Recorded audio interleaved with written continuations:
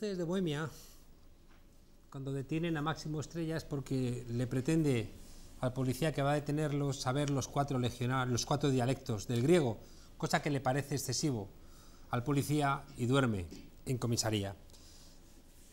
Del paso de la dictadura a la democracia ganamos que las fuerzas de seguridad no fueran cuerpos del orden público, sino garantes de la Constitución.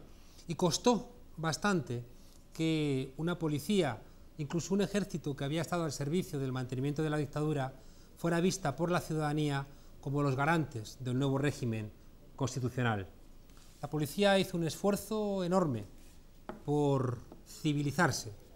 La Guardia Civil hizo un enorme esfuerzo por civilizarse, mucho más problemático por la tarea que tenía atribuida en diferentes partes del territorio y que formará parte de la discusión. El ejército encontró en la ayuda internacional y en la cooperación un espacio para reencontrarse a sí misma. Sin embargo, apareció algo que volvió a enredar las cosas, que es la partidización de las fuerzas y cuerpos de seguridad. A veces la puesta al servicio de intereses de partido. El enredo en la lucha partidista por hacer de estos cuerpos elementos de la diatriba y de la confrontación política, y de pronto apareció, críticas al Partido Socialista por supuestos controles, críticas constantes al Partido Popular por el uso interesado de lo mismo, y al final nos encontramos con que la crisis actual que vive nuestra democracia no es ajena a este tipo de problemas. Hemos discutido en muchos casos en esta tertulia la necesidad de dejar que cada ámbito de la sociedad haga su tarea al margen de los intereses de los partidos políticos concretos. Parece ser que desde el Ministerio del Interior actual no hay mucha voluntad de lograrlo. Hoy vamos a discutir en La Tuerca acerca de estos temas. ¿Realmente tenemos garantías con este Ministerio del Interior? Esta noche en La Tuerca vamos a preguntárnoslo. Hoy, en Enclave Tuerca, repasaremos la gestión política del Ministerio del Interior y de Jorge Fernández Díaz. Tradicionalmente, el cargo de ministro del Interior ha sido uno de los mejores valorados, incluso por encima del jefe del Ejecutivo. Sin embargo, este ministro ha roto la tendencia a pesar de tener una cartera menos estresante que otros años, con ETA inactiva y la tasa de criminalidad en sus niveles más bajos. En los últimos sondeos no ha llegado al 2,5 de valoración, entre otras cosas, por la polémica Ley de Seguridad Ciudadana, por los problemas de entendimiento con sus subordinados o por su gestión de las políticas de inmigración. Hoy, las medidas del Ministerio del Interior a debate en La Tuerca. Para hablar de estos controvertidos temas tenemos, como siempre, una mesa de lujo aquí en La Tuerca con un elemento para nosotros muy relevante. La gente que está hoy aquí discutiendo son trabajadores. Es decir, no se nos olvida que la gente que trabaja en diferentes lugares no deja de ser también personas que necesitan entregar su fuerza de trabajo para conseguir un sueldo. Nos acompaña Alice Jounes, cofundador y vocal de Política Exterior para Oriente Medio. Muchísimas gracias. Buenas noches, gracias a ustedes.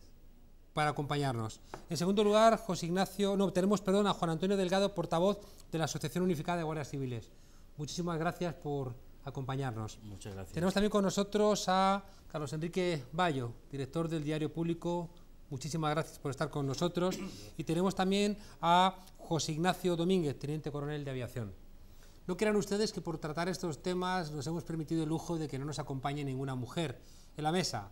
Es seguramente culpa nuestra y las dificultades que hemos tenido para que así fuera. Pedimos disculpas y seguimos esforzándonos. Entramos de lleno en el debate. Quizá uno de los asuntos más controvertidos ha sido el actual pacto antiterrorista, donde ha habido diferentes puntos de vista sobre si era o no era necesario, si ese tipo de medidas no se deben tomar al calor, ¿no?, de un atentado como el de Charlie Hebdo, y si ayuda a la convivencia o se convierte en un factor que, una vez más, tiene intereses electorales más que intereses realmente que busquen la seguridad de la ciudadanía. Empezamos contigo, Ali. Muy bien. Bueno, siempre ha habido un debate en la ciencia política, ¿no?, entre la seguridad y la libertad, ¿no? Y siempre se han aprovechado situaciones así como la reciente de Charlie Hebdo, pues para aprovechar esa merma en las libertades para, en pos de la seguridad, ¿no?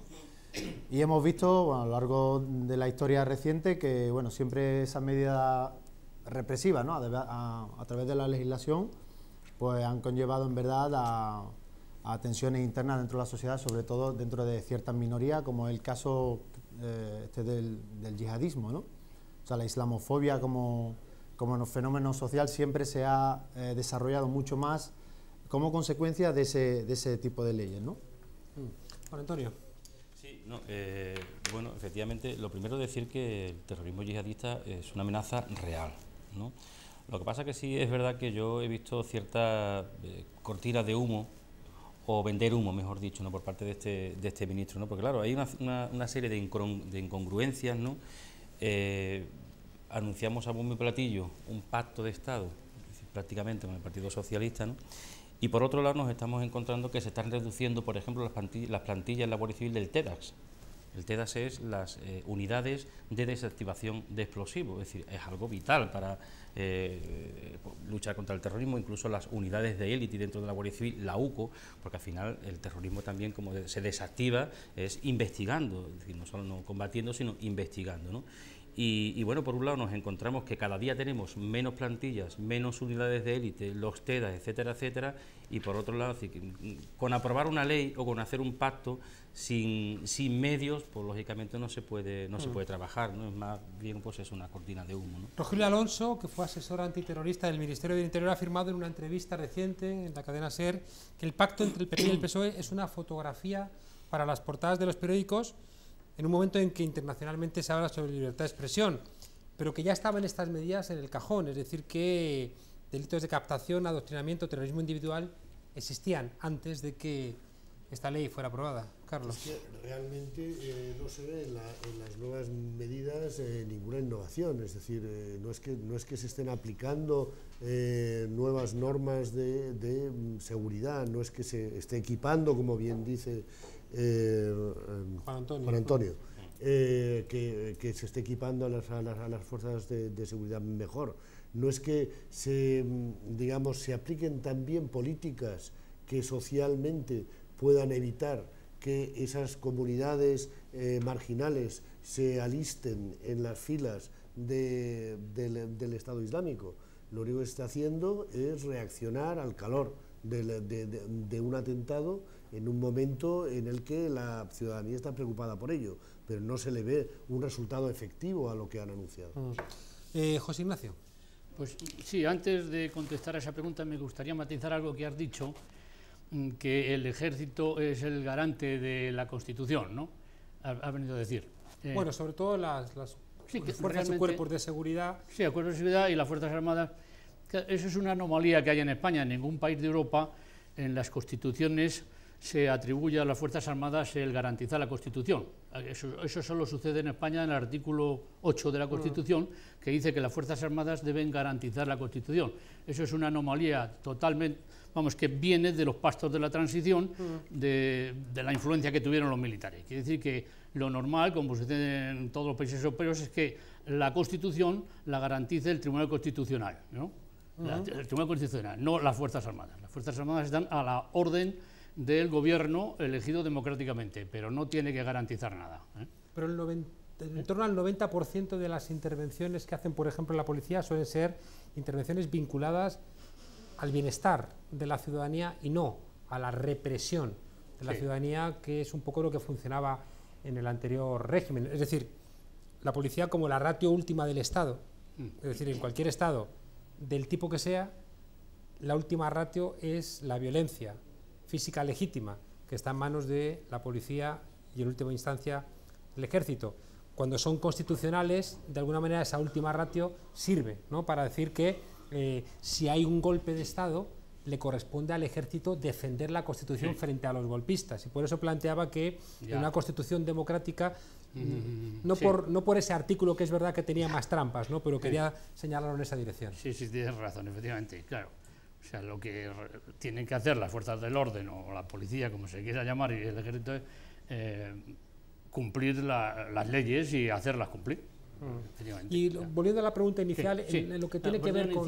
Pues yo coincido con lo que han dicho, que esto ha sido una foto, una maniobra política, y además es que legislar, porque se supone que van a legislar, ¿no?, para tomar medidas antiterroristas, pues eso hay que hacerlo siempre con la cabeza fría. No se puede tomar decisiones a raíz de una catástrofe o en este caso de un atentado de esas características, porque entonces no se redacta con la cabeza sino con el sentimiento, y eso nunca es recomendable, ¿no?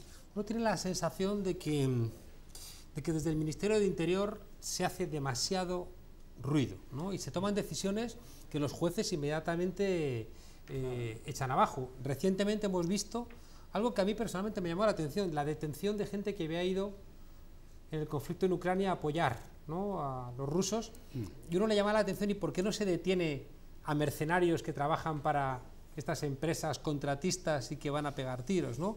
Son detenidos, luego son puestos en libertad, pero una vez más parece que hay una construcción del miedo.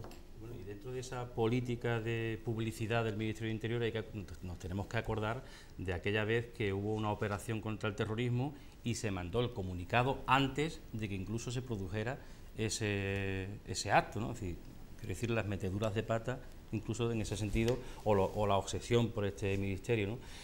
Fíjate, el ministro ha ido a Europa a decir que necesitamos o a proponer un fichero de viajeros para controlar a todas las personas que entran, que le han dicho que no en la Unión Europea, pero es que si te vas a Europa a decir que necesitamos un fichero único, y resulta de que en España tenemos, al menos, según en qué territorio, 5 cuerpos de policía, cada uno con su base de datos, que no se comparten los datos, que se trabajan incluso a espaldas.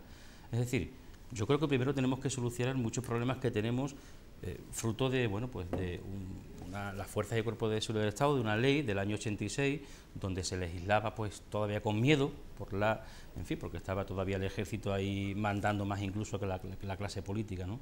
Es que el ruido precisamente procede de que lo que se quiere tocar son tambores de guerra.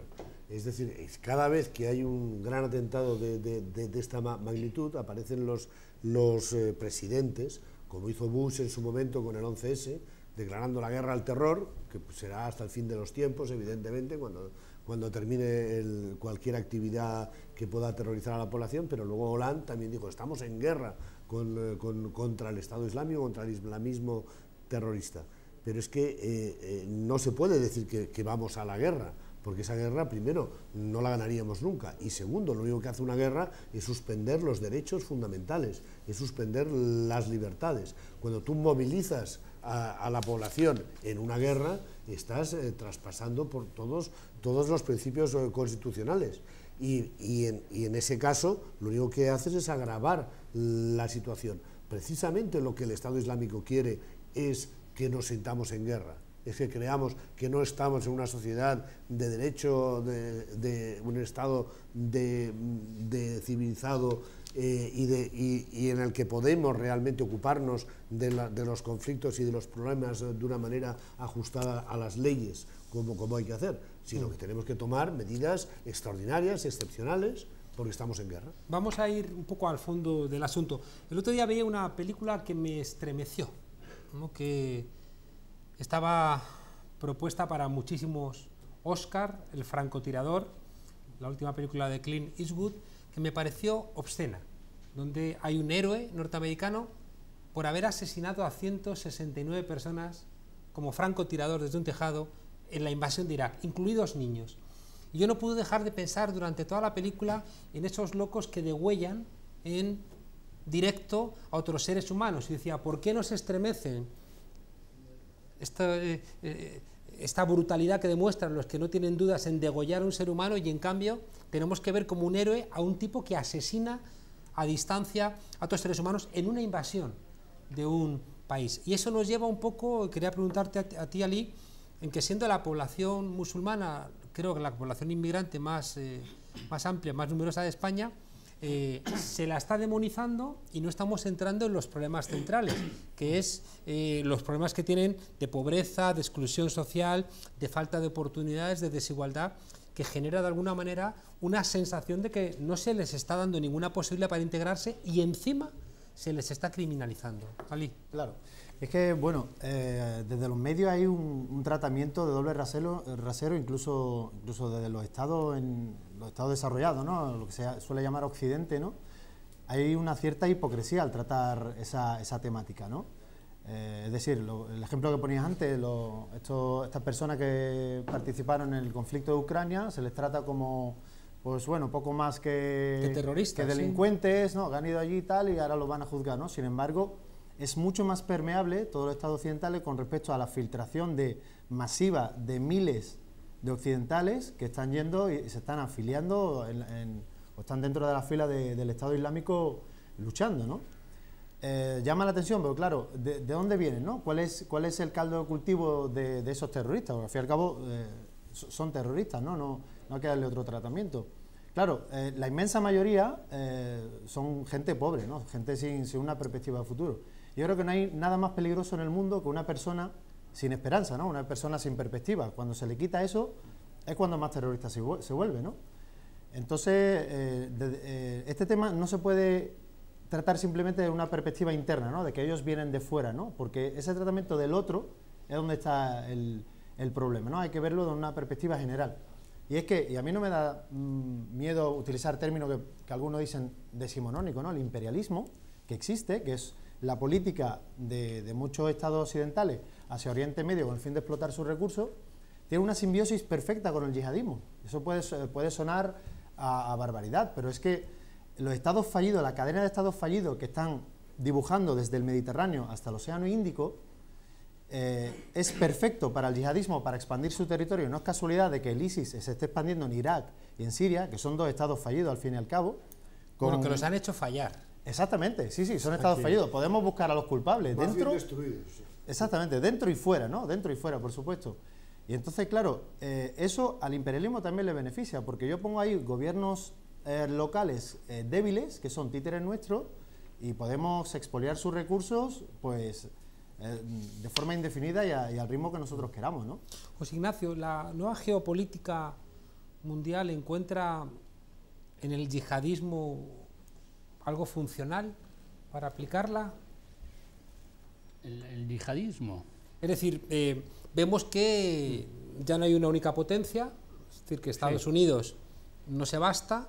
A veces hay países donde hay un conflicto donde está también Rusia, incluso a veces China, y eso siempre lo pagan las poblaciones que no pueden decantarse, ¿no? Porque no hay un ganador claro. Vemos que hay toda una ubicación, ¿no?, del Mediterráneo, vemos que se está estableciendo como un cortafuegos frente a China, y el elemento de riesgo que se explicita como tal es el yihadismo, ¿no? No se está explicitando en ningún otro de riesgo. Tú planteas que es real el yihadismo que existe, pero también nos hemos encontrado con que quien ha armado al yihadismo inicialmente han sido los Estados Unidos. Es decir, que ha habido un momento en donde Estados Unidos estaba frenando al Estado Islámico y armando a las milicias que luchaban contra Siria, que después iban a construir el Estado Islámico. Sí, ha habido un cambio de política, claro.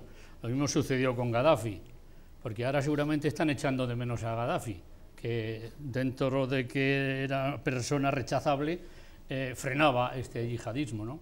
Pero aquí, aparte de los intereses geopolíticos, también hay conflicto interno entre los países árabes, entre los sunitas y los chiitas. Y ahí está Arabia Saudita, que es un aliado de Occidente muy criticable, no solo porque es la peor dictadura del mundo, porque es una dictadura doble en el terreno político y en el religioso, sino que Arabia está ayudando ahora a los sunitas, porque algo que habrá sorprendido a la gente, a mí por lo menos me sorprendió mucho como militar, ¿no?, que en junio del año pasado, creo que fuera verano, de repente un grupo de señores, que eran los del Estado Islámico, que no existían, conquistaron medio Irak en una semana, con armamento pesado, con misiles y todo. Yo la primera pregunta que me hice es ¿de dónde han sacado ese armamento? ¿Quién ha preparado a esos señores? Porque eso es un ejército que está conquistando medio país. Pues ahí estaba Arabia Saudita. Arabia Saudita apoyando a los suníes contra los chiitas, ¿no? Entonces ahí es un encaje de bolillos, Estados Unidos apoyando a Arabia Saudita, que por otro lado le está haciendo la contra.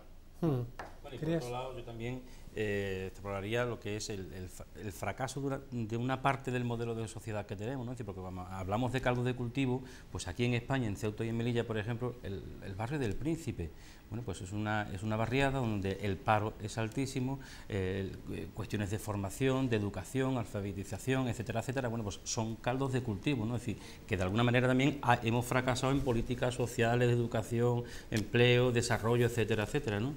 Vamos a traer esto a la política de interior en España, donde parece evidente que el Ministerio del Interior ha querido construir el peligro yihadista, ha señalado a las mezquitas como poco menos que centros de adoctrinamiento. Pediría una reflexión al respecto, ¿no? Es decir, si realmente existe un peligro yihadista en España o es funcional a esta lógica de amordazamiento que pretende el Partido Popular. Bueno, es que lo que hace es aprovechar las leyes presuntamente de seguridad, que de hecho son ofensivas y no defensivas. Hemos de recordar que las Fuerzas Armadas deberían estar para evitar la guerra, no para librarla. Es decir, por eso se llama el Ministerio de Defensa. Antiguamente se llamaba Ministerio de la Guerra, porque se trataba de ir a la guerra. Entonces, de lo que se trata es de no ir a la guerra, pero si lo que uno pretende es decir que dentro de la propia sociedad tiene uno al enemigo, lo único que se está creando es precisamente una sensación de rechazo a todo lo que sea diferente, que agrava el peligro, porque esos estallidos de xenofobia, como el que ha habido últimamente en Zaragoza. En Zaragoza ha habido un gravísimo enfrentamiento porque había grupos neonazis que estaban organizando conciertos y reparto de alimentos que eran solo para españoles, considerando no español cualquiera que no sea católico, romano, apostólico y blanco. Entonces, lo que estás creando es una psicosis de temor entre la población, que simplemente facilita que haya una represión generalizada. Ali, esta idea que se sienta desde muchos articulistas, algunos inteligentes que la tienen tomada con intentar emparentar, ¿no? Estoy pensando en el profesor Elorza, siempre Islam con violencia. Hombre, eso es un recurso muy fácil, ¿no?, para demonizar el Islam. O sea, el Islam en sí está visto también desde aquí, desde una perspectiva muy desfigurada, ¿no? O sea, el Islam no es solamente una religión en sí, es una cultura en sí, ¿no? Entonces, para los árabes, ¿no?, que por cierto los árabes son la minoría de los musulmanes del mundo, son una minoría dentro de los musulmanes del mundo, ese es un dato importante, ¿no? El árabe no puede renunciar a su cultura islámica, ¿no?, porque el Islam para él representa un pasado, una historia, ¿no? Y bueno, la historia ha demostrado que ellos con el Islam han llegado a su cumbre de civilización, digamos, ¿no? No significa que alcancen en un futuro unos picos más altos, ¿no? Otra cosa es relacionar el Islam con la violencia. ¿Qué es la violencia? ¿Qué han sido más violentas? ¿El Islam de Al-Ándalus o las cruzadas de Oriente Medio? El mayor símbolo del Islam en Al-Ándalus es la Alhambra. El mayor símbolo de los cruzados en Siria es el Crac de los Caballeros. Yo creo que son dos símbolos que están hablando por sí mismos, ¿no? Por tanto, tú negarías radicalmente que la lectura del Corán implique la necesidad de ir a una guerra santa que implique pues mira, como todo, atacar, ¿no?, a los que tienen un credo diferente. Como todos los textos religiosos, yo creo que son textos crípticos, pues depende de la interpretación que se le haga, igual que el Papa Clemente en la Edad Media decía, porque Dios lo quiere, y todos iban a la guerra, pues son interpretaciones radicales, simplemente. Juan Antonio, ¿hay mezquitas en España que fomentan el yihadismo? ¿Son mayoría y quién las financia? No, y a lo que decía él también, aquí se ha fomentado en España por parte de gobiernos y de partidos políticos casi el odio al inmigrante, el que vienen y nos quitan el trabajo, que después muchos estudios demuestran que estas personas son las que van a pagar en muchas ocasiones las pensiones a nuestros mayores. Es decir, porque al final miramos la población de inmigrantes que hay aquí de África, por ejemplo, y sabemos que muchos de ellos no van a pagar esto, ¿no? Y después también el alarmismo por parte del Ministerio con el yihadismo, pues, en fin, no coincide esa relación con la falta de medios, con lo que decía al principio, que es muy importante. Hay unidades de élite dentro de la Guardia Civil que están precisamente para investigar y desactivar el terrorismo, que se están desmantelando. He puesto el ejemplo del TEDAS, es decir, que es la UCO, ¿no?, que son unidades de élite, ¿no? Pues entonces no coinciden, ¿no? ¿Es pensable que la Guardia Civil pudiera detener a un jeque árabe de los que financian el terrorismo? No respondas si no quieres, no hace falta que respondas. Sí que parece que hay una doble moral, ¿no?, entre nuestros gobernantes que van a Francia a manifestarse después del atentado terrible Charlie Hebdo, pero después aquí parece que no hacen lo suficiente como para que la integración realmente tenga lugar, ¿no? Es decir, es que hay un oportunismo. A ver, cuando se produjeron los atentados de Casablanca, antes del 11M, Yo recuerdo como las autoridades españolas estaban diciendo que eso no eran unos atentados contra España por su participación en la guerra de Irak, que prácticamente habían pasado por allí cerca y habían entrado en la casa de España por casualidad, como podían haber entrado en cualquier otro sitio. Después se produjo el 11M y no se habló casi de los fallos de seguridad que habían permitido el 11M, cuando estábamos implicados en una coalición, en una guerra en la que realmente esa guerra existía, en ese caso sí que era cierto. No había medios, no había traductores de árabe, no había realmente gente operando en las mezquitas para saber cómo reaccionaba esa población musulmana ante una auténtica guerra, y se produjo el 11M. Ahora, por ejemplo, con lo de Charlie Hebdo, de repente dicen cosas como lo de que hay que controlar los vuelos, identificar a los inmigrantes, pero señores, habían nacido en Francia los que cometieron no tuvieron que viajar a ninguna parte para hacerlo. Sí que algunos van a entrenarse y luego vuelven, pero a lo que me refiero es que... De varias generaciones, franceses de varias generaciones ya, claro, de hijos y nietos que no vamos a controlar ya, nada no por son... el hecho de que estemos controlando a los que vienen de fuera. Lo que tenemos que hacer es mejorar las circunstancias sociales, económicas, culturales de los que tenemos entre nosotros. Y cambiar la política exterior también. Y también cambiar la política exterior, evidentemente. También la política exterior, darle un par de vueltas a Solís. Bueno, luego, si quieres tú, como experto en geopolítica, cambiar la política exterior, te damos a ti la palabra también. Bueno, volvemos a lo mismo, volvemos a la política exterior, a la geopolítica, a las relaciones que hay entre los países del Mediterráneo europeos con Oriente Medio. Por ejemplo, el apoyo a Arabia Saudí, por ejemplo, no tiene ninguna lógica. Y el derrocamiento del régimen de Saddam, pues ahora tenemos un Estado fallido en Irak que es mucho peor que en los tiempos del régimen de Saddam. Están peor, donde ha intervenido la OTAN, todos los países están peor. Todos están peor en Afganistán, claro, están peor en Libia, claro, están peor en Irak. El camino rápido al final de la guerra, que es más rápido, que parece que se va a solucionar antes, pero al final el camino rápido siempre es el erróneo.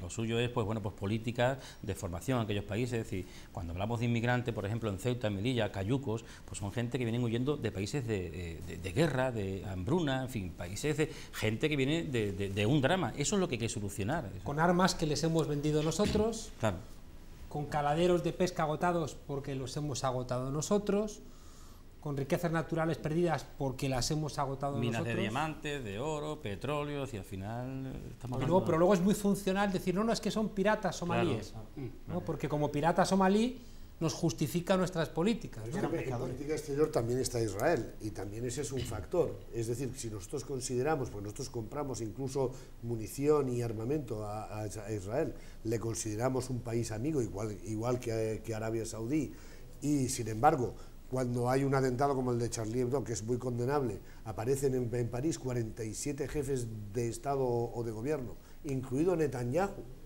que por favor, lo que se ha cometido en Gaza ha sido una auténtica barbarie, una auténtica masacre de mujeres, de niños, en las que no aparecieron los jefes de Estado y de gobierno a decir esto hay que pararlo inmediatamente.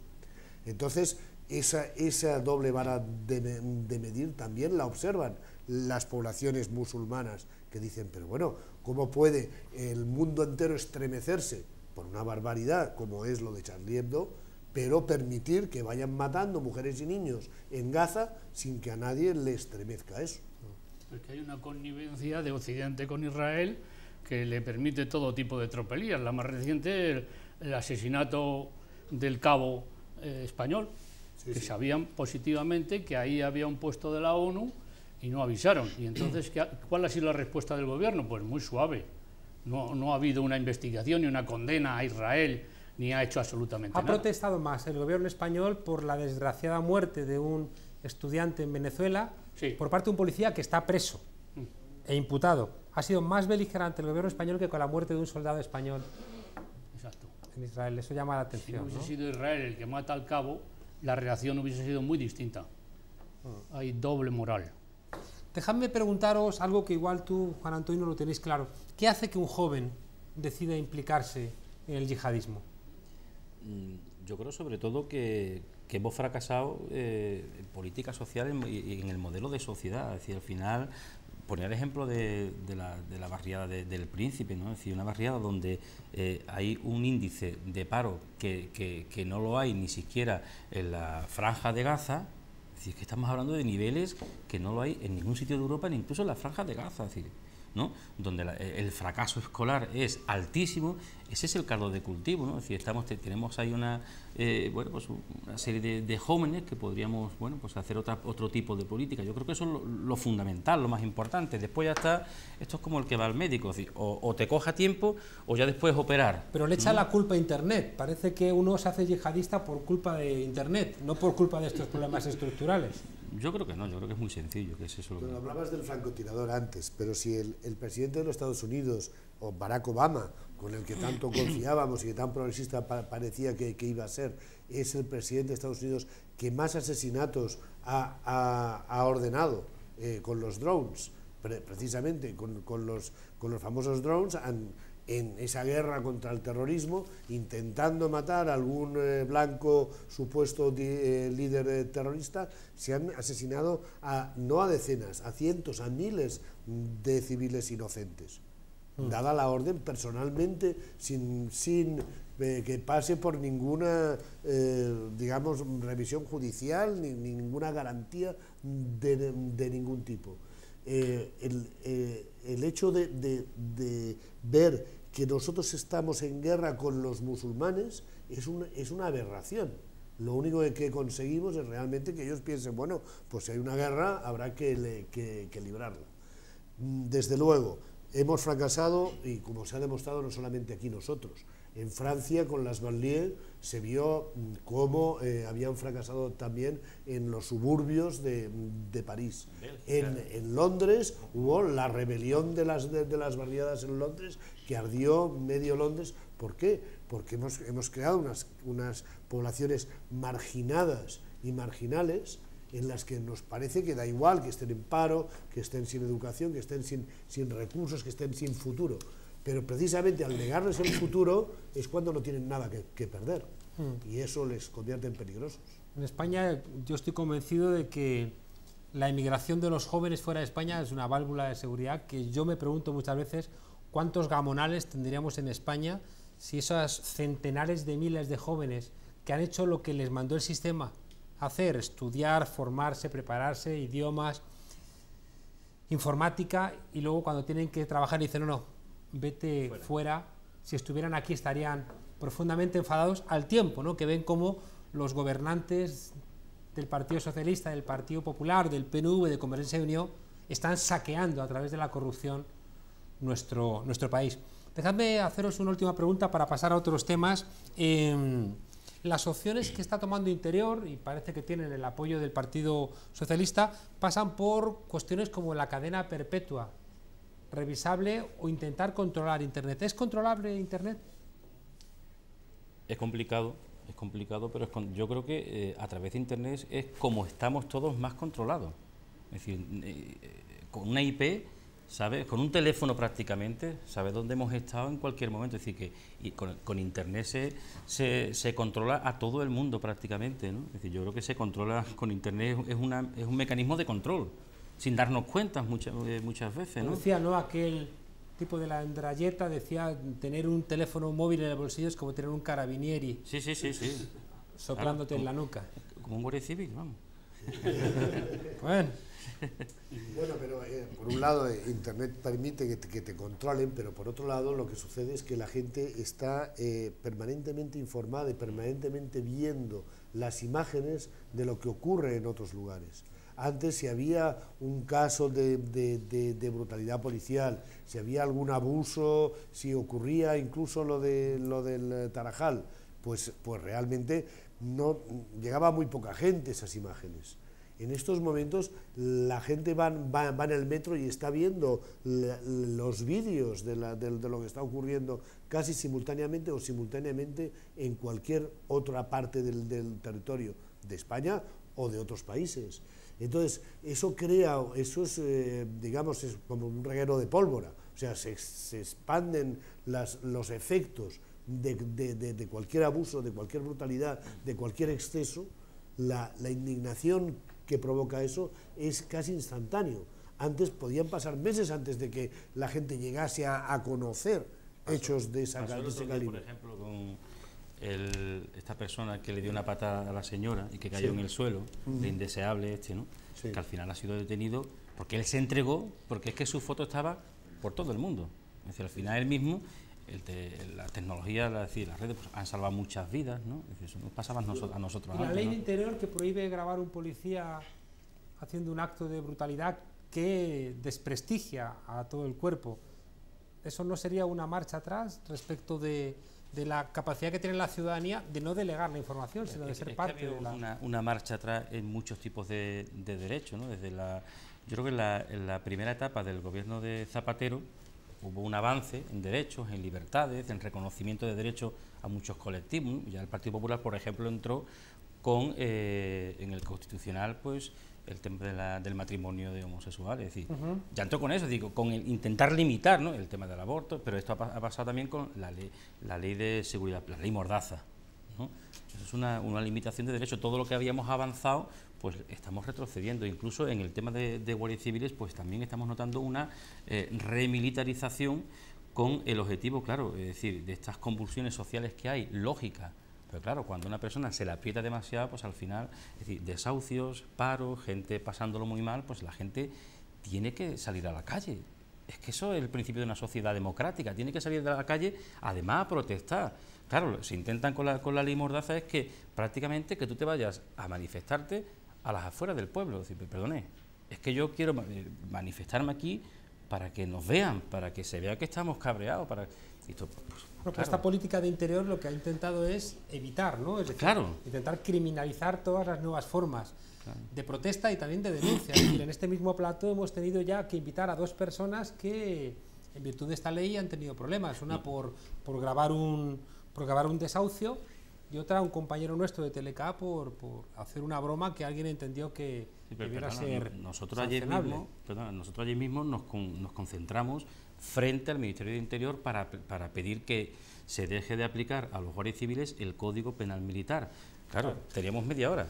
Hay 29 minutos y ya estamos diciendo nosotros, cuidado que las multas además son hasta de 600.000 euros. Ojo. Nos hemos olvidado de que se acaba de entrar en vigor el nuevo régimen disciplinario de las Fuerzas Armadas, en lo que es una nueva ley Mordaza dentro de las Fuerzas Armadas y de la Guardia Civil, que lo que procura es que no haya tampoco denuncias internas. Es decir, también amordazan, impiden que los propios militares, los propios guardias civiles puedan denunciar hechos que son irregulares o incluso abusos Bueno, ahí está el teniente Segura, ¿no? Entonces, ahora acaba de salir de su enésimo arresto disciplinario el teniente Segura, a los que es sometido una y otra vez simplemente por denunciar corruptelas, por denunciar excesos, por lo que debería ser al revés. Deberían agradecérselo para que pudieran limpiarse el Instituto Armado por un lado y las Fuerzas Armadas por el otro de esas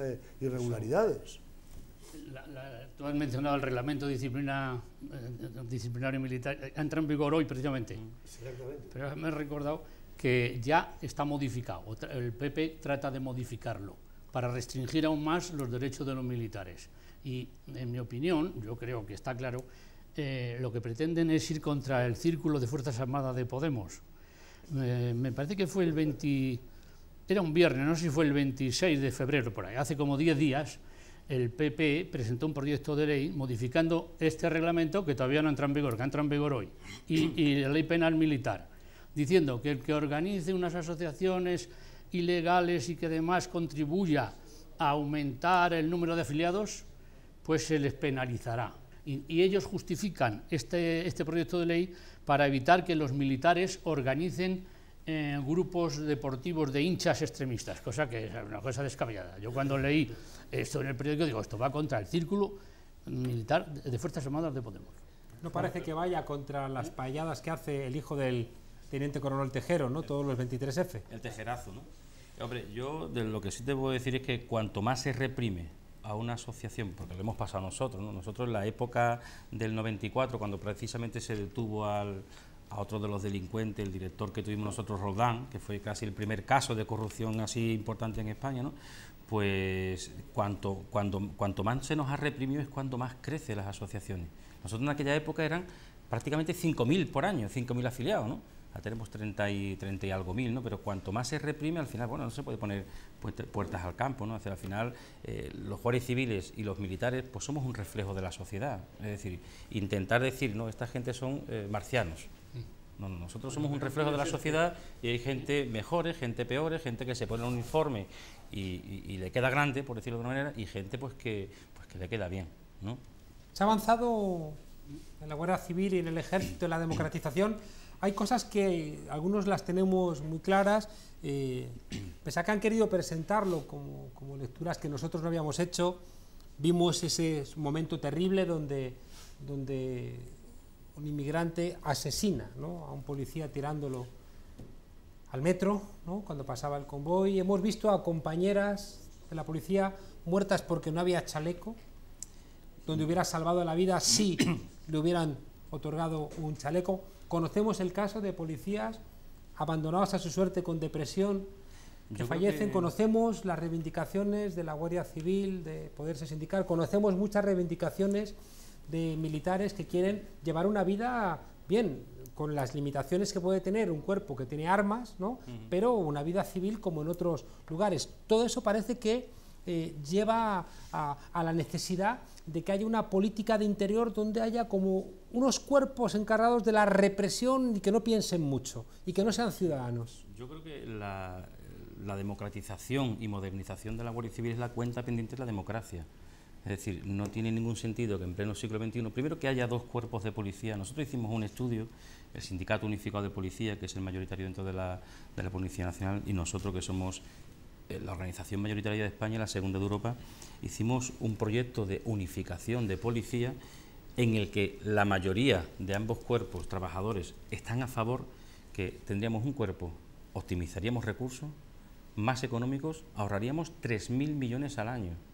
Es decir, compartiríamos base de datos, pero no solamente eso, sino además por cuestiones de derechos. En la Guardia Civil hay estudios, hay respuestas parlamentarias, cada 25 días se suicida un guardia civil. Somos la institución mejor valorada por los españoles y la peor tratada por este gobierno y por el anterior.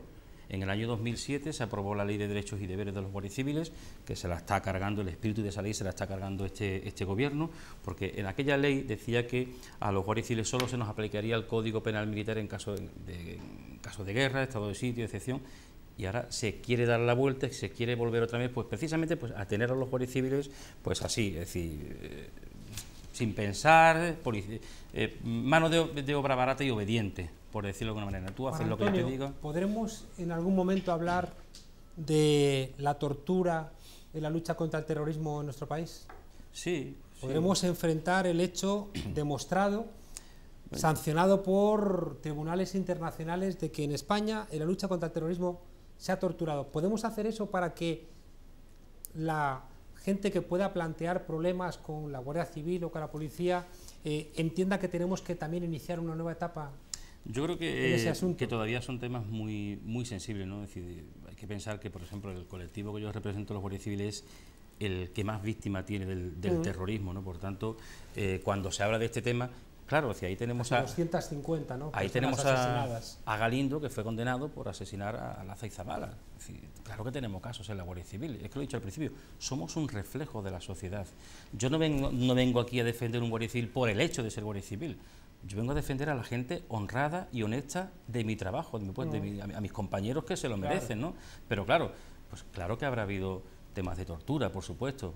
No es lo habitual. Yo llevo 23 años en la Guardia Civil, yo nunca lo he visto. Pero cuando hablamos del Ministerio del Interior, siempre, ¿no?, quizá también hay que recordar la terrible sospecha que sembró el diario El Mundo y Pedro J. Ramírez queriendo alimentar, ¿no?, toda aquella vía, ¿no?, de que, la conspiranoia de que del ETA 11M había participado, ¿no? Pero siempre aparecen, fíjate, referencias de las fuerzas de seguridad que generan sospechas ante los ciudadanos. Yo mismo recientemente tuve que disfrutar de una portada en un periódico donde se me acusaba de algo, luego ya no apareció nunca más, pero se me acusaba de que me habían ingresado 1 millón de euros, y la noticia era según fuerzas de la seguridad del Estado. Y ahí se terminó, ¿no? Y bastaba que se dijera eso como para darle algún tipo de credibilidad, cuando lo que algunos pensamos es, o sea, que hay fuerzas de la seguridad del Estado que están filtrando información incluso falsa a determinados medios de comunicación.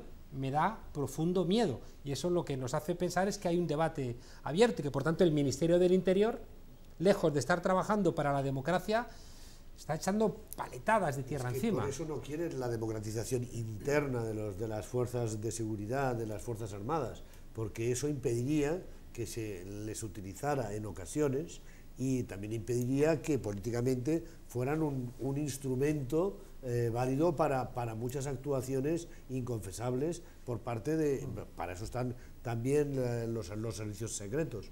Pero si dentro de esas Fuerzas Armadas hubiera una democratización mayor y se pudiera denunciar todas las, como decía antes, irregularidades, pero también las carencias democráticas internas, eso les provocaría un conflicto político a los gobernantes que están acostumbrados a tenerlas y manejarlas como si fueran simplemente pues un Doberman cuando lo necesitan. Por eso la Guardia Civil sigue militarizada, porque no es lo mismo tener un cuerpo de policía civil que uno militar. El militar está sometido a la disciplina militar y no solo a disciplina militar, sino el régimen laboral, etcétera, pues es mucho más ventajoso, ¿no? Y lo mismo las Fuerzas Armadas no permiten aquí derechos que otros militares sí tienen, porque en el norte de Europa, los países del norte de Europa, los militares pueden pertenecer a partidos políticos, incluso a sindicatos, y en Suecia hay derecho de huelga entre los militares, aunque no lo han ejercido, ¿no? Aquí estamos muy lejos todavía de eso, y la prueba está en lo que le pasa al teniente Segura y a Jorge Bravo, que le arrestan por decir que hay gastos superfluos, por ejercer el derecho a la libertad de expresión, le meten 2 meses de arresto, que esa es otra cuestión que habría que revisar. Si esto fuese un Estado de Derecho o un Estado moderno, ¿cómo puede ser que un jefe pueda privar de libertad a un ser humano? Es decir, el empresario dice, usted 2 meses sin libertad, sin garantía judicial ni nada. Eso pasa en el ejército, El superior dice, a este señor 2 meses arrestado, y no pasa nada. Luego sí, luego ya puede recurrir a la vía contenciosa y a lo mejor le anulan la sanción, pero los 2 meses de privación de libertad ya no se los quita nadie. Esto está en violación de la Carta de Derechos del Consejo de Europa, al que nosotros seguimos haciéndole excepción. O sea, somos una excepción dentro de la Unión Europea y de la comunidad de países europeos, en el que decimos, bueno, pero es que eso de los derechos fundamentales dentro de las Fuerzas Armadas no rigen. Bueno, hay otro cuerpo que tampoco tiene plena ciudadanía, que son los futbolistas, pero hombre, ganan un poquito más que los guardias civiles y los militares, ¿no? Y la UEFA puede hacer sus castigos, pero hombre, uno dice, en fin, con lo que estoy ganando me puedo permitir que me suspendan un par de partidos. Déjame regresar a la pregunta anterior. ¿La prisión permanente renovable ayuda en algo a la lucha contra algún tipo de delito, o es una forma de satisfacer a los sectores más extremistas que, como no pueden pedir directamente la pena de muerte, piden una suerte de cadena perpetua homologable con la prohibición que nuestra Constitución marca al respecto? Ali. Va contra la Constitución y contra todo principio, porque se supone que la privación de libertad es para regenerar la conducta de ese señor, ¿Qué es lo que dice para la que se Constitución? incluya en la sociedad. Claro. Ahora, si lo tienes encerrado toda la vida, no hay posibilidad de incluirlo en la sociedad. Es una pena pura y dura, va contra la Constitución. ¿Tú crees, Ali, que algún loco, ¿no?, que está dispuesto a inmolarse en nombre de una lectura sesgada de su religión, ¿tú crees que la prisión permanente esta renovable va a frenarlo?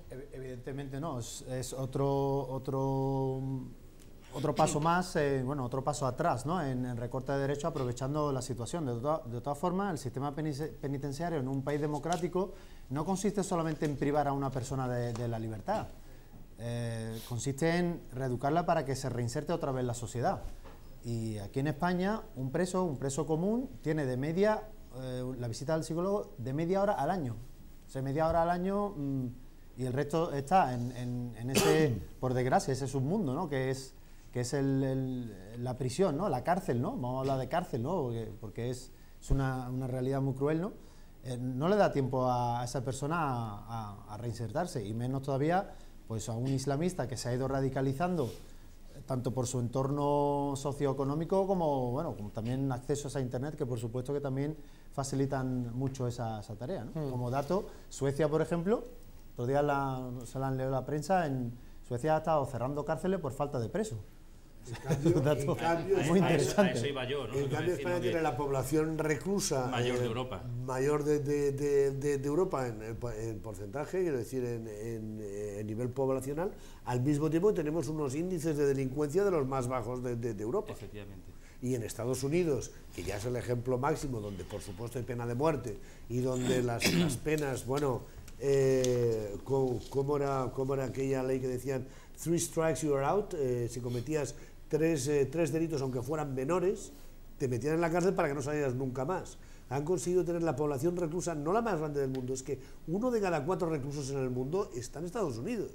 Han conseguido tener cárceles privadas, y es el lugar donde más delincuencia, más asesinatos donde la gente joven se pregunta, tú ya has entrado, ¿no? Forma parte de una pregunta como si ya hubieras hecho la primera comunión, ¿no? En Estados Unidos se preguntan si ya has... Al final traducido, pues esto es como intentar cambiar el Estado social por un Estado penal, ¿no? Claro. Es decir, al final no tiene ningún sentido, ¿no? Mira, Juan Antonio, el derecho penal del enemigo, ¿no? Porque claro, cuando es con ellos pueden sacar a matas, pueden tratar con cierta amabilidad también se van a esquiar, a Bárcenas, tienen una cobertura que no tiene... Y los indultos, el país que más indulta es España, ¿eh? Y los aforados y todas esas historias. Aquí no somos iguales. Hace unos días hemos pedido el indulto para un guardia civil que se le había aplicado el Código Penal Militar, lo que estamos hablando antes, ¿no? Que no todo el mundo es igual, ¿no? Ante los indultos, ¿no? Porque si estás relacionado con algún ministro, lo que sea, siempre es más fácil, ¿no? O eres un banquero, como le pasó al de Santander, ¿no? Pues hemos pedido el indulto para un compañero que está ahora mismo en un penal militar porque discutió con su jefe. Es decir, cuando digo discutir, una riña, no estoy hablando de insultos graves, ni de llegar a las manos, ni mucho menos, ¿no? Es decir, por discutir. Por eso muchas veces cuando hablamos de que si la valla, que si tal, a los guardias civiles se nos aplica el Código Penal ordinario, el Código Penal militar, el régimen disciplinario de las Fuerzas Armadas, y aquí hay un abogado, y el régimen disciplinario de la Guardia Civil. Es decir, lo malo, entre comillas, de lo civil y lo malo de lo militar. Entonces, bueno, pues la situación está bastante clave. En el caso es que el indulto pues no se lo han concedido a nuestro compañero Sergio, que lleva 12 años en la Guardia Civil, con una hoja de servicio intachable, pero bueno, llegó algún jefe, le contestó, le dijo que esto no era así, etcétera, tal, y está 4 meses en la cárcel, ¿no? Derecho penal del amigo y derecho penal del enemigo. Dejadme que os plantee una cuestión. Durante mucho tiempo se ha desconfiado de la ciudadanía en España para no preguntarle nada. Una de las cosas que se planteaba es que no podían los españoles ser interrogados sobre una nueva Constitución porque no estábamos preparados. Y eso implicaba siempre, desde mi lectura, que algo fallaba en el relato, porque si la transición había sido maravillosa, el resultado lógico sería una ciudadanía con una madurez democrática impresionante. Y entonces o había que reconocer que la transición había sido una chapuza o había que confiar más en la ciudadanía a la hora de elegir. Y siempre había una desconfianza de preguntar a la gente que quería. No, es que si preguntas a la gente estará a favor de la pena de muerte. Yo lo pongo en duda.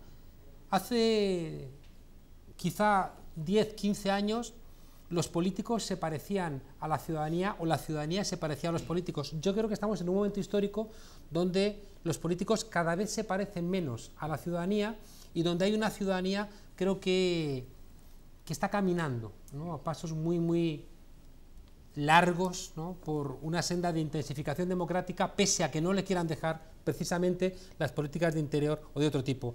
Nuestro amigo Facu lo hemos invitado a que salga a la calle a ver qué opina el soberano, a ver qué nos cuenta. Hoy salgo a la calle para preguntar por un tema que está en boca de todo el mundo, el equilibrio entre seguridad y libertad. Vamos a ver qué nos dice hoy la calle. ¿Me dejarías leer tus conversaciones de WhatsApp? No tengo WhatsApp. ¿No tienes WhatsApp? No, mira. ¿Tus SMS, tus correos? ¿Mi móvil lo quieres ver? A ver, vamos a verlo. Mi móvil. No tiene ni Android ni nada, es muy guarripé. Muy austero todo. ¿No me dejarías leer, por ejemplo, tu correo electrónico privado, tus SMS? ¿No me los dejarías leer? Sí, claro que lo tienes, hay ¿Sí? SMS. ¿Me los dejas leer? SMS, Entonces al gobierno ya le dejas leer cualquier cosa. No tengo nada que ocultar. No tienes nada que ocultar. No. ¿Y a los gobiernos? Menos. Porque se fían menos de ellos. No. ¿Y a un gobierno? Menos. Menos, se fía menos. No es el primero que me lo dice. ¿Tú me dejarías leer tus conversaciones de WhatsApp? No. ¿Ni el correo, ni nada de eso? Nada. Las mías personales, a ti. No, pero estamos vendidos, no tenemos libertad de nada ya. ¿A un gobierno se lo permitirías eso? A ver, a un gobierno no, a una policía que tuviese que hacer alguna investigación, sí. Bueno, en este momento tengo un coche de policía a mi izquierda y un coche de policía también a mi derecha. Se puede decir que este es un reportaje 100% seguro.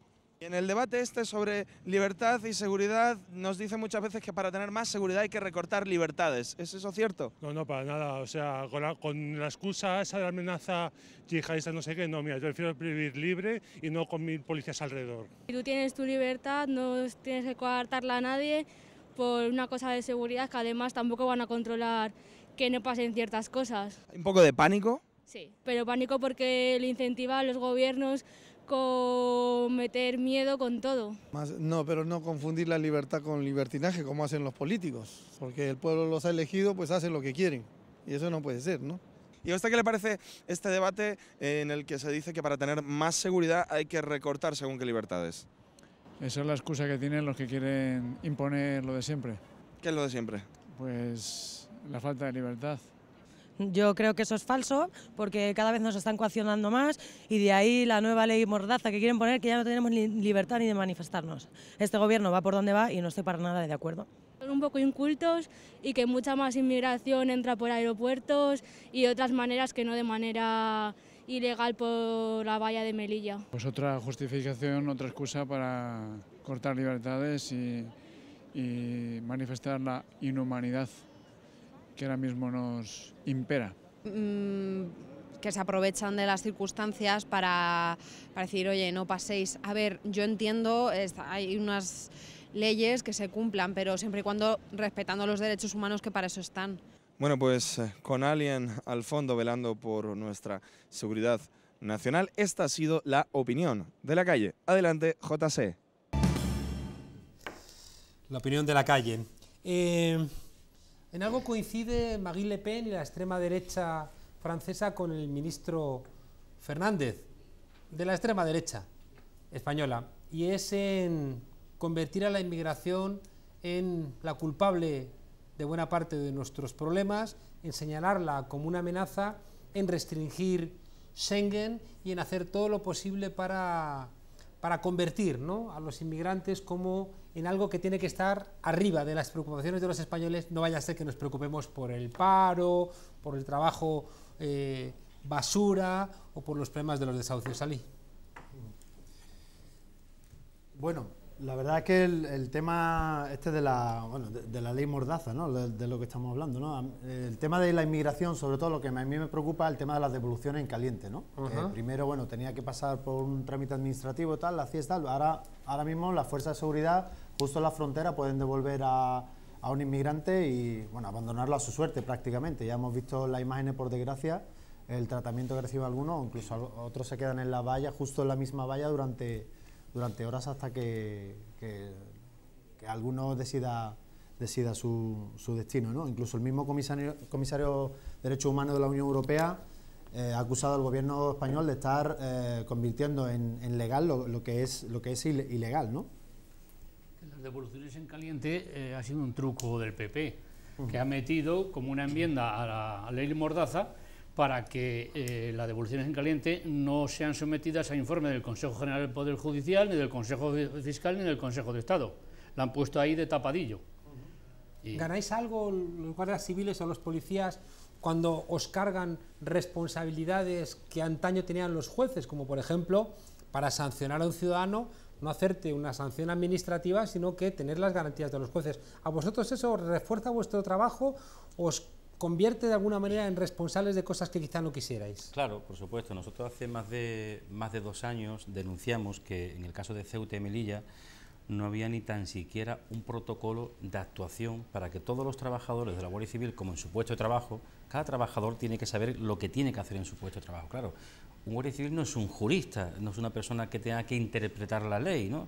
Y sí, claro, si cuando vimos la intervención del ministro del Interior en el Congreso, en el que nos sacó ese lío de que la línea imaginaria en el mar se retrotrae a tierra y cuando hasta que un inmigrante no está detrás de la gente, no está en España. Esto en un despacho se verá muy sencillo, ¿no? Es decir, pero verlo allí a pie de valla, ¿no? Entonces nosotros pedimos un protocolo de actuación. La respuesta fue que como no somos un sindicato, nos excedíamos de nuestras competencias.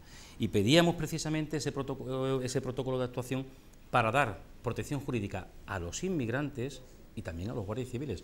Porque si a mí me dicen por escrito cómo tengo que hacer las cosas, yo las hago así. Lo que pasa es que quizás no interesa que las cosas estén por escrito para que los guardias civiles hagan bien su trabajo. Claro, a la hora de interpretar la ley, en el Congreso de los Diputados, Izquierda Unida la interpreta de una manera, por lo que vimos, Partido Popular, Partido Socialista, UPyD, nadie coincidía en la misma interpretación. Es decir, si esto pasa en el Congreso de los Diputados, pues imagínate pie de valla, ¿no? Al final, a nosotros, el ministro ya hace mucho tiempo que nos dejó al pie de los caballos, ¿no? Nosotros lo que queremos es directrices claras, concretas, para hacer bien nuestro trabajo. No tenemos ninguna intención en que entren más y en que entren menos, todo que sea de forma responsable, ¿no?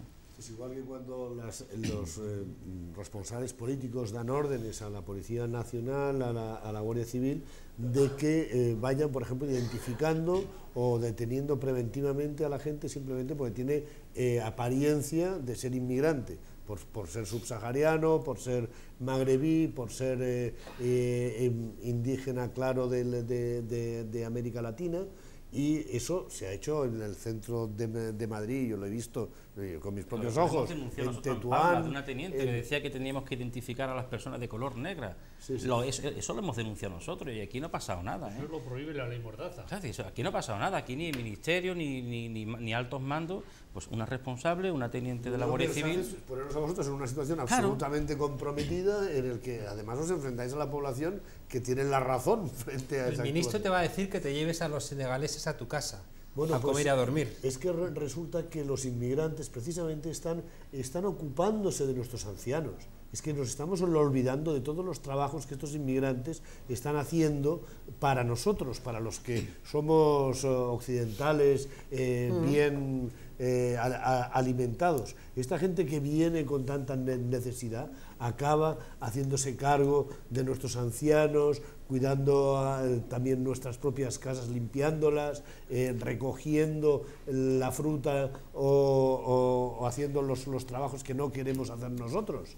Es que al final son los que están consiguiendo que el descenso de la natalidad no nos deje sin cotizantes a la seguridad social para pagar a nuestros pensionistas. Nos olvidamos de eso. Trasvase global de corazón, que alguien escribió. Lali, te doy la palabra a ti, Juan Antonio. Incluso el ministro llegó a recurrir a la demagogia de decir que si me dais una dirección a donde llevarlo, lo llevamos y le damos una casa y comida, ¿no? Impensable, yo leo eso y me quedo más dura. Ahí querías plantear, Juan Antonio. No, añadir una pequeña, no, sobre todo la presión que se ejerce a los trabajadores, los que están allí a pie de valla, para que no entren, que no pueden entrar. Es decir, está claro que nuestra función cuál es, decir, hay unas normas, una valla que nosotros tenemos que impedir que esas personas entren. Hasta ahí todo de acuerdo, ¿no? Pero claro, esa presión constante, y me acuerdo cuando pasó lo del grave suceso del Tarajal, que en el diario se le hacía una entrevista a un inmigrante y decían, claro, cuando la Guardia Civil disparó, decía, es que son los buenos. Es decir, esto lo decía un inmigrante, ¿no? Es decir, la extrañeza, porque eso nunca había pasado. Es un episodio que hay que investigarlo, tenemos que saber qué es lo que ocurrió, pero es que ese nunca ha sido el papel de la Guardia Civil. Nosotros hemos salvado vidas. Es decir, yo estoy en la zona de Cádiz, en el Estrecho, y yo he dado biberones a niños pequeños, es decir, yo lo he hecho, y muchos compañeros. Entonces, ¿por qué sucedió aquella imagen terrible de los disparos contra una patera, contra una balsa? Aquello, lo primero que no se puede volver a repetir. Nadando y disparando. Sí. O sea, una persona que está en el agua, hombre al agua y le disparas. Alguien dio una orden, directrices, y yo lo que creo es que se tiene que investigar, se tiene que saber todo lo que pasó. Pero lo que decía antes... Tienes que tener derecho a desobedecer. Claro, sí, pero ahí tienes el Código Penal Militar y ahí está Sergio en la cárcel. por decirle a un superior que esto no se hace así. Pero es que hace 2 años también tuvimos a otro compañero en la cárcel por discutir con un cabo que le dijo que tenía que echar a la gente de fuera de una zona, le dijo que no, que eran ciudadanos, que usted, que yo es que no tengo que actuar así.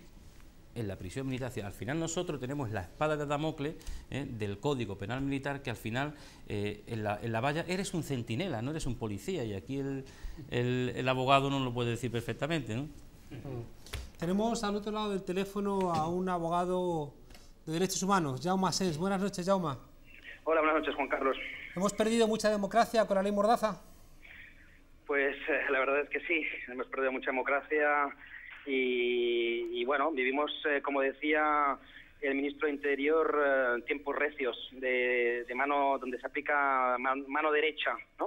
Se está, ¿no?, desmontando el Estado social y se está montando un Estado penal, ¿no? Como decía Víctor Hugo, cada vez que se cierra un colegio se abre una prisión. Pues estamos un poco en ese horizonte, ¿no? ¿Cuáles crees que son los 3 elementos que tenemos que hacer ver a la ciudadanía que buscaban esta ley también para que la gente identifique qué derechos se está perdiendo? Bueno, es una ley hecha a medida para intentar evitar precisamente el 15M y los actos de protesta. O sea, yo creo que el gobierno es consciente de que el miedo está cambiando de lado. O sea, la ley es un gesto de firmeza, es verdad, pero también es una muestra de debilidad, de impotencia de un gobierno que se siente amenazado, nervioso y que intenta defender sus privilegios con uñas y dientes. Y por eso quiere que la gente se resigne, ¿no? Que se calle, que acepte los recortes, ¿no? Y como la gente con el 15M, con las mareas, pues demostró que había perdido el miedo, quiere otra vez, ¿no? Eso lo dijo el consejero de Interior de la Generalitat catalana, se tiene que reinstalar el miedo otra vez, ¿no? Y eso es el objetivo. El objetivo final es ese, ¿no? Decía Benjamin, ¿no?, que lo que diferencia la dictadura de la tiranía de la democracia es que en la tiranía el gobierno es el que, en la democracia el gobierno es el que teme al pueblo, y en la tiranía es al revés, es el pueblo el que teme al gobierno, ¿no? Y yo creo que estamos en un momento en el que estamos en una deriva autoritaria, en que el gobierno lo que quiere es precisamente eso, que la gente pues se quede en su casa, se resigne, ¿no?, y acepte con estoicismo pues los recortes, ¿no? Y por eso está pensada, ya os digo, o sea, para evitar pues lo que pasó en el 15M. O sea, todas las protestas que se han producido en los últimos años están sancionadas en esta ley. Desde las caceroladas contra el PP en el 2004, ¿no?, el día de jornada de reflexión, eso ahora está sancionado. Hasta el rodeo al Congreso, hasta las perturbaciones de los actos de campaña, si se puede que se hizo en algún acto de campaña del PP, eso está sancionado. O sea, es como los scratches también, sí, o sea, lo que hace la PA, lo que hacen los yeyoflautas, o sea, todos los colectivos que estos años han ocupado el espacio público, ahora se trata de buscar un complemento al Código Penal por la vía de la multa, ¿no? Se trata de ahogar por la vía del endeudamiento a esa gente que ya está en una situación de empobrecimiento, ¿no? Y por una vía que es mucho más eficaz que la penal, porque esa vía no permite el control judicial, ¿no? Porque es mucho menos garantista la vía administrativa que la penal. La vía administrativa no funciona al principio de presunción de inocencia, sino que funciona al principio de veracidad. Lo que diga el policía, eso es la sentencia, en cierta medida, ¿no?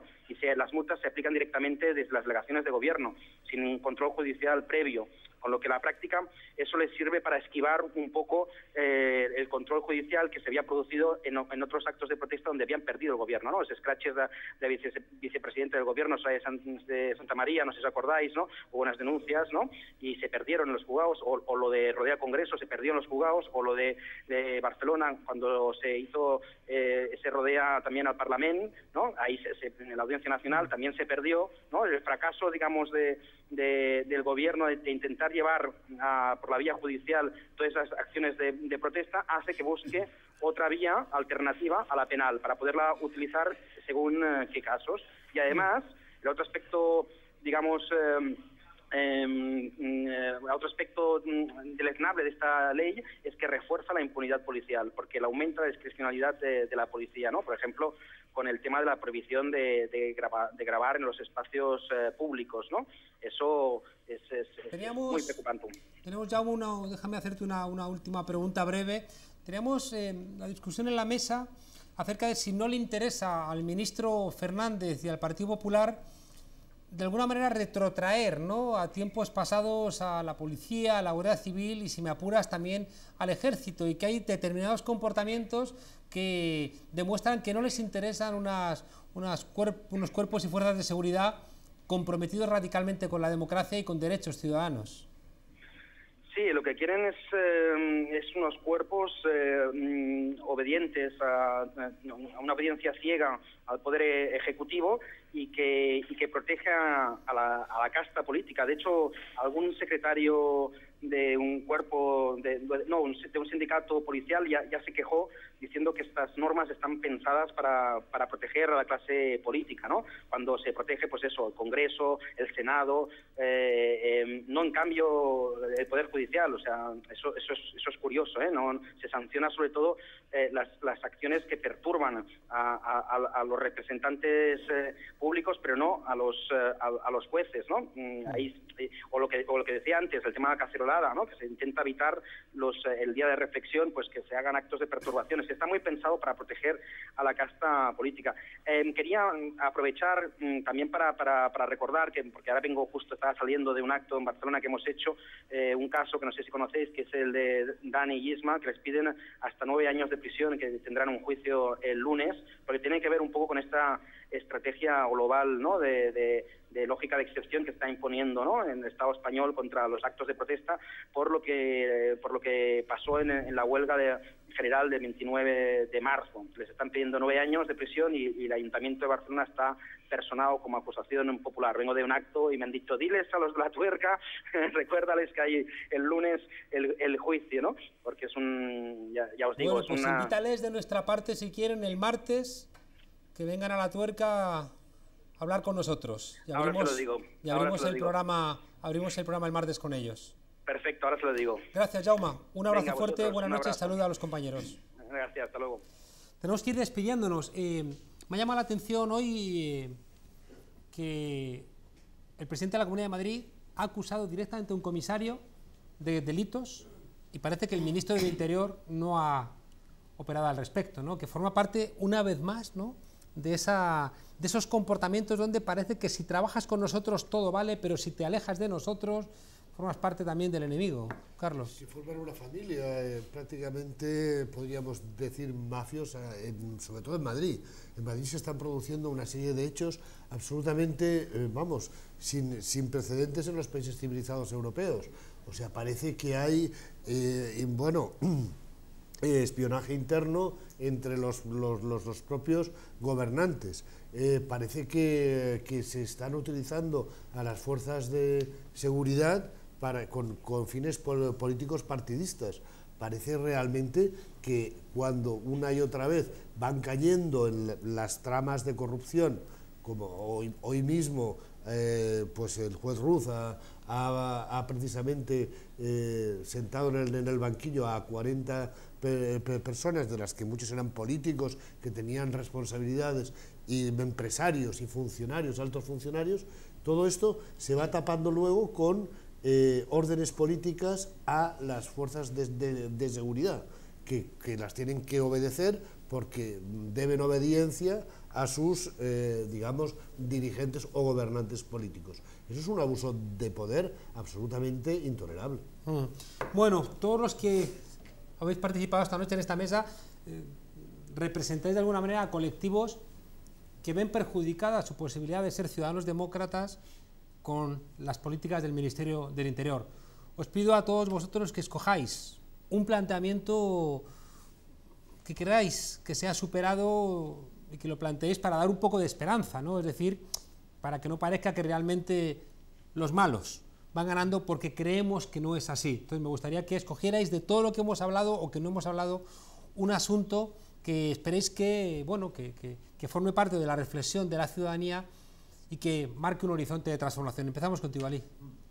Yo desde mi perspectiva creo que es esencial seguir tendiendo puentes, ¿no? Y lo que estamos hablando antes sobre el debate de Internet, si es bueno o malo, todas estas nuevas tecnologías tienen una parte buena y otra mala, ¿no? Vamos a ir por la buena, que es lo que importa, como por ejemplo desarrollar pues, medios de comunicación o formas de expresarnos mucho más independientes, ¿no? Que a través de los medios oficiales, ¿no? Entonces, desde ahí, desde ese punto de vista, es muy importante tender puentes a ambos lados del Mediterráneo, por ejemplo, mediante asociaciones, mediante organizaciones y también la integración de los propios ciudadanos, o sea, nosotros como inmigrantes también, pues integrarnos en las sociedades a donde llegamos, pero no siendo asimilados, como se está pretendiendo del sistema integrar a las minorías, ¿no? Asimilándolas, ¿no? Simplemente pues, a través de la interculturalidad, que es lo que importa en definitiva, ¿no? José Ignacio. Pues yo, sinceramente, y sin ser de Podemos, creo que la única posibilidad que veo de mejora de esta sociedad es un triunfo electoral de Podemos que acabe con esta casta, no solo con la corrupción, sino con este Estado de Derecho tan degradado y que se acabe con las puertas giratorias y que se modifiquen todas estas series de leyes, entre otras la ley Mordaza, que le da unos poderes fuera de lo normal al Ministerio del Interior y tantas leyes como hay, ¿no? Entre otras la Constitución, ¿no? Porque, ya para terminar, el artículo 15 de la Constitución, que nadie habla del legaliza la pena de muerte en España, pues ahí está puesto. Ahí está, cierto. Directamente, no aparece como tal, pero sí está, sí, en tiempos de guerra se permite aplicar la legislación militar en tiempos de guerra. Muerte. Carlos Enrique. Yo creo que lo que hay que dar es la voz a la ciudadanía y lo que hay que evitar es que los medios de comunicación públicos estén al servicio de los que controlan el poder político. Pero también hay otro elemento muy importante y es el Poder Judicial. El Poder Judicial sigue dependiendo de las decisiones políticas de los partidos tradicionales y de los gobernantes, que se reparten el Consejo General del Poder Judicial, que se reparten todos los organismos en los que se imparte justicia. La justicia no puede ser independiente si está bajo las órdenes de los políticos. Y por último, Juan Antonio. Bueno, yo creo que el hecho de que haya un guardia civil aquí hoy es un síntoma de normalidad democrática. Esto hace 40 años, 20 años, imagínense, ¿no? Yo creo que desde nuestro punto de vista de guardia civil creemos que tenemos que avanzar a un sistema nuevo policial en España. Hoy por hoy somos el país de Europa con la mayor ratio de policía, 5,2 por cada habitante. Europa está en 3,2, es decir, estamos muy por encima de todos los países de Europa, ¿no? Y además, pues muchos de los jefes nuestros dependen del político de turno para ascender, para una medalla, etcétera, etcétera. Eso es lo que hace que muchos al final, pues, ayuden a uno, ayuden a otro, pasen información y tal. Por tanto, un nuevo modelo policial donde se incluya la unificación policial, cursos de derechos humanos, de inglés, una policía mejor preparada, democratizada y del futuro del siglo XXI.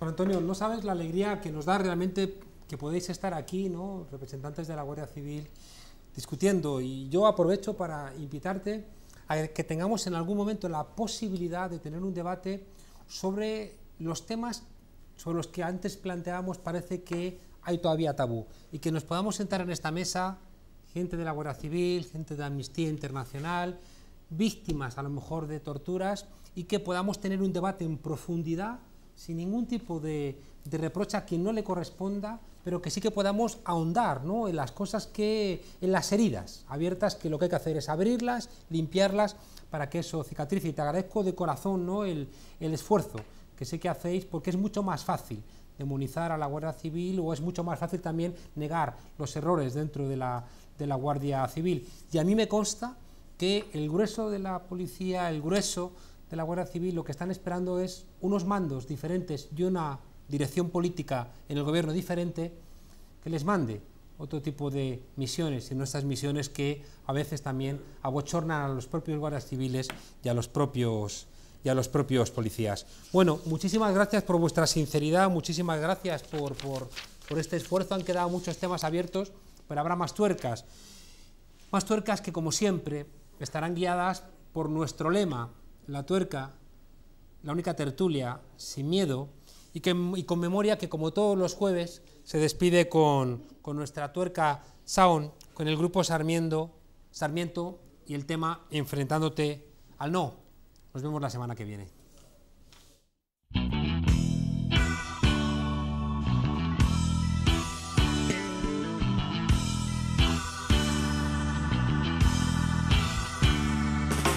Cuando se aprietan los dientes, viendo tanta sumisión, cuando se agachan cabezas, mostrando resignación, cuando se subyuga al hombre con falsedad y temor, cuando se impone el castigo o al gritar revolución, cuando se compran conciencias a cambio de dinero, cuando el odio es más fuerte que el uso de la razón, cuando todo es oscuro y manda la desilusión, ese es el momento justo para mostrar tu valor, enfrentándote al no, mostrando tu indignación, les dices que te rebelas contra esta situación, enfrentándote al no, mostrando tu indignación, les dices que te rebelas contra esta situación.